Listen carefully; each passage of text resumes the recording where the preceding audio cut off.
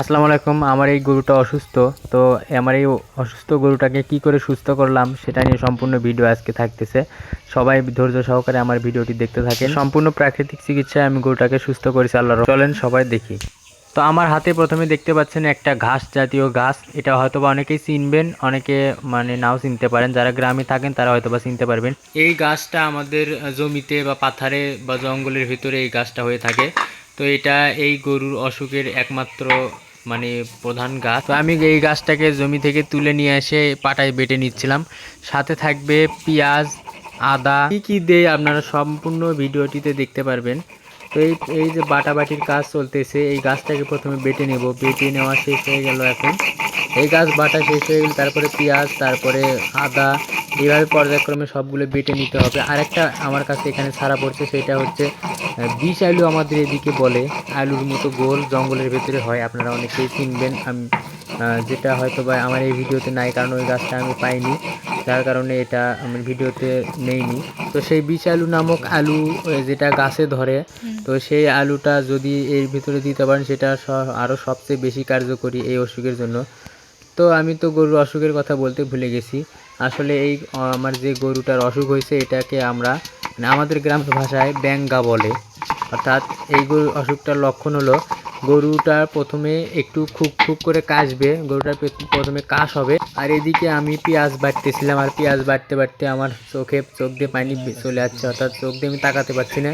যারা পেঁয়াজের কাজ করেন, কাটাকাটি করেন, তারা জানতে পারবেন যে পেঁয়াজ কাটার সময় বা পেঁয়াজ পেশার সময় চোখ দিয়ে পানি চলে আসে, কারণ পেঁয়াজের যে একটা শাঁট থাকে, ঝাঁজ থাকে, সেটা ডাইরেক্টলি যেয়ে চোখে লাগে, যার কারণে চোখ দিয়ে পানি পড়ে। আর এখানে পেঁয়াজ বাটা শেষ, আর ওই গাছটা বাটা শেষ। এখন আদাটা বাটে নেব আমরা। তো আদাটা বাটে নিলে পরে বাটাবাটির কাজ আজকের মতো শেষ হবে।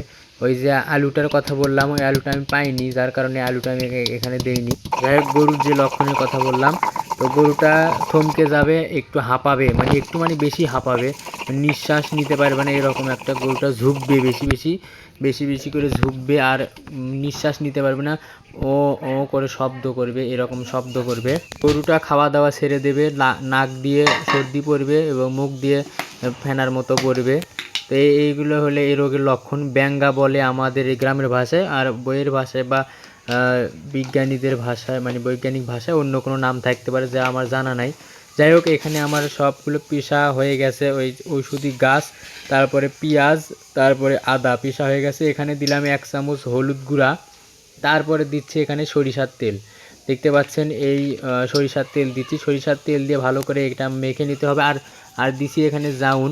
আর একটা উপাদান দিতে হবে, সেটা হলো কালো জিরা। যাই হোক, কালো জিরা আমার কাছে ছিল না, তাই কালো জিরাটাও দেইনি। কালো জিরাটা দিলে শরীরে যে বিষ ব্যথা, এই ব্যথাগুলো সব চলে যায়। আর কালো জিরাটা আমি একটু পরে মিশাইছি, কারণ আনতে দেরি হয়েছে, যেটা ভিডিওর ভিতরে নাই।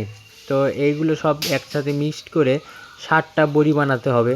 60টা বড়ি বানানোর আমাদের গ্রামের এদিকে একটা নিয়ম আছে, যে এই ওষুধটা খাওয়ানোর। 60টা বড়ি বানানোর সময় যেই বড়িটা প্রথমে বানানো হবে সেই বড়িটা আগে খাওয়াতে হবে, আর পর্যায়ক্রমে যেটা দ্বিতীয়তে স্থানে বানানো হবে সেটা দ্বিতীয় সময় খাওয়ানো হবে, যেটা তৃতীয়বার সেটা তৃতীয়বারে খাওয়ানো হবে, যেটা চতুর্থ। এভাবে করে 60টা বড়ি সিরিয়াল মেনটেন করে খাওয়াতে হবে আধা ঘন্টা পর পর।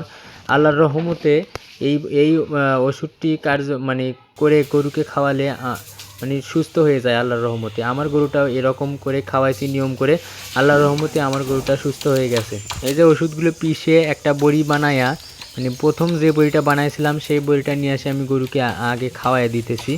তো গরুটা খাওয়াই দিতে যেয়ে গরুটা বড়িটা মুখ থেকে ফেলে দিছে, তুলে আবার খাওয়াই দিতেছি। তো এই বড়িটা সম্পূর্ণ কিন্তু খাওয়াতে হবে গরুকে। সম্পূর্ণ খাওয়ালে গরুর ভিতরে এই শ্লেষাগুলো বের হয়ে আসবে।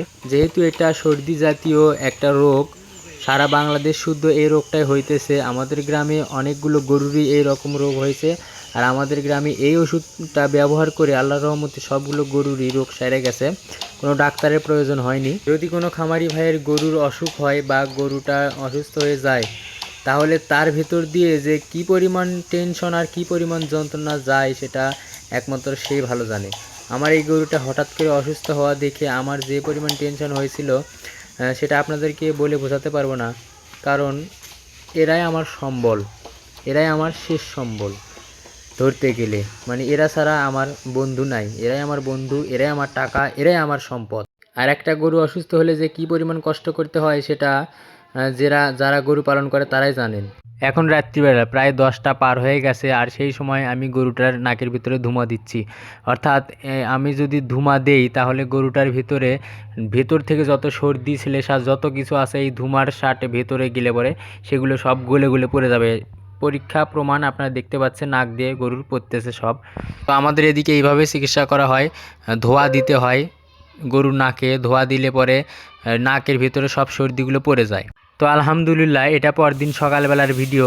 দেখতে পাচ্ছেন আমার গরুটা এখন খাওয়া দাওয়া করতেছে। এই খাওয়া দাওয়ার চিত্রটা দেখে যে কি পরিমাণ ভালো লাগতেছে সেটা আপনাদেরকে বলে বোঝাতে পারবো না। আর মাথার উপর থেকে যে কত বড় একটা চাপ নেমে গেল সেটা আপনাদেরকে বলে বোঝাতে পারবো না। যাই হোক, আমরা প্রাকৃতিক চিকিৎসা করে আল্লাহর রহমতে গরুটা সুস্থ হয়ে গেছে। তো আপনাদের কারো গরু যদি এই সমস্যাটা হয়ে থাকে তাহলে এই প্রাকৃতিক চিকিৎসাটা করে দেখতে পারেন, অবশ্যই ফল পাবেন। তো আমার ভিডিওটি যদি আপনাদের কাছে ভালো লেগে থাকে তাহলে লাইক কমেন্ট শেয়ার করবেন এবং বেশি বেশি করে শেয়ার করবেন, সবাইকে দেখার সুযোগ করে দেবেন। আর আমাকে চ্যানেলটিকে সাবস্ক্রাইব করে ফলো দিয়ে পাশে থাকবেন। ধন্যবাদ। আসসালামু আলাইকুম রহমতুল্লাহ।